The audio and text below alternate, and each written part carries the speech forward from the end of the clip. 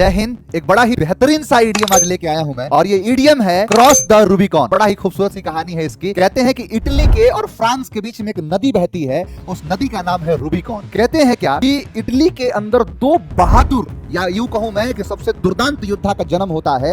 एक व्यक्ति का नाम है पोम्पे और एक व्यक्ति के नाम है जूलियस सीजर। और कहा जाता है कि जब दोनों लोगों का जन्म हुआ था तो दोनों बहुत ही अच्छे दोस्त हुआ करते थे, लेकिन धीरे धीरे जैसे बढ़ते गए उनकी जिम्मेदारी होती गई और अपने अपने जिम्मेदारी को संभालना शुरू कर दिए। कहते हैं कि इटली के अंदर जो राजा बना वो पोम्पे बना, जिसको सीनेट भी कहा गया, और इधर जो सेना जो थी उस सेना का सेनापति बन गया जूलियस सीजर। धीरे धीरे अपने काम में ये लोग आगे बढ़ते रहे और जूलियस सीजर एक कहा जाता है कि बहुत ही बेहतरीन सेनापति बनता है। आगे चलता है, धीरे धीरे जगहों पर कब्जा करता है और हद तो तब हो गई जो कि ये रूबिकॉन नदी को पार करके फ्रांस में पहुंच गया और फ्रांस में अपना परचम लहरा देता है। और उसके चर्चे इतने मशहूर हो गए जिसका कोई हद नहीं। धीरे धीरे उसकी पॉपुलैरिटी इतनी बढ़ने लगी, ये इनसिक्योरिटी बन गई पोम्पे के लिए, क्योंकि उसके अंदर वो दिख रहा था कि अगर ऐसा ही चलता रहा तो सेना से सेनापति को हटा के उसको राजा बना दिया जाएगा, मुझे हटा दिया जाएगा। और इसी चीज के लिए एक चाल चलता है पोम्पे, और कहता है कि फ्रांस में बैठा जूलियस सीजर के पास मैसेज भिजवाता है कि मैं तुम्हें आदेश देता हूं कि तुम सेना के पद को छोड़ के वहां से हट जाओ। ये बात जब जूलियस सीजर के पास पहुंची तो बड़ा ही अंतर्द्वंद की स्थिति में आ गया Julius Caesar.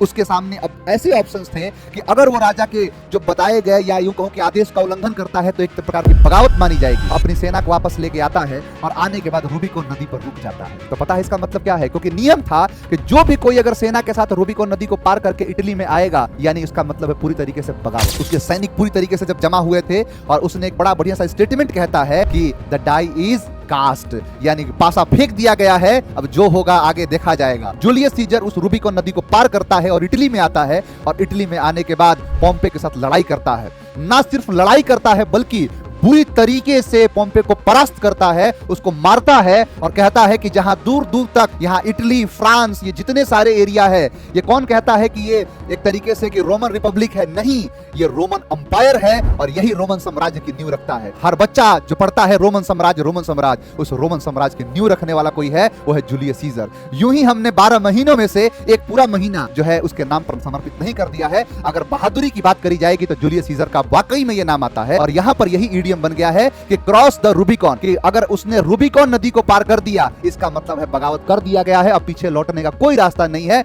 Impossible to withdraw या इम्पॉसिबल टू रिटर्न, यानी यही शब्द है क्रॉस द रूबिकॉन, जिसका मतलब होता है लौटने के सभी रास्ते बंद कर देना। तो उम्मीद करता हूं कि आप ये चीज समझे होंगे। अच्छा लगा होगा तो लाइक करें, अगर कोई दिक्कत हो तो कमेंट कर सकते हैं, मैं आपके कमेंट को पढ़ूंगा। मिलेंगे ऐसे ही एक बहुत ही बेहतरीन वीडियो के साथ अगले क्लास में। आज के लिए इतना ही। Thank you very much. जय हिंद।